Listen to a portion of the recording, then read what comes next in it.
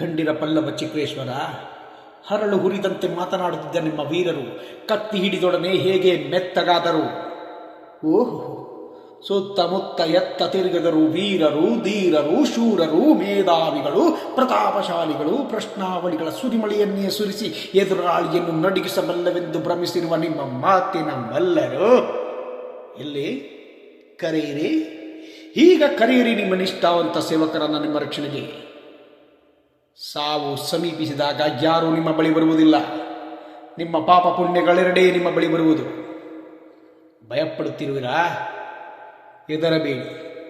ನಾವು ಕದಂಬರು, ಕನ್ನಡ ತಾಯಿಯ ಮಡಿಲಲ್ಲಿ ಹಾಡಿ ಬೆಳೆದ ಮಕ್ಕಳು. ಕನ್ನಡಿಗರ ಧರ್ಮ, ಕನ್ನಡಿಗರ ನೀತಿ, ಕನ್ನಡಿಗರ ಸಂಸ್ಕೃತಿ ನಮ್ಮ ರಕ್ತನರ ನಾಡಿಗಳಲ್ಲೂ ಹರಿದಾಡುತ್ತಿದೆ. ದುಷ್ಟನೇ ಆಗಿರಲಿ, ದ್ರೋಹಿಯೇ ಆಗಿರಲಿ, ಅವನ್ಯಾವ ಅನ್ಯಾಯ ಅಕೃತ್ಯವನ್ನೇ ಮಾಡಿರಲಿ, ಅಸಹಾಯಕರಾದವರಿಗೆ ಕರುಣೆ ತೋರುವುದೇ ನಮ್ಮ ಗುಣ.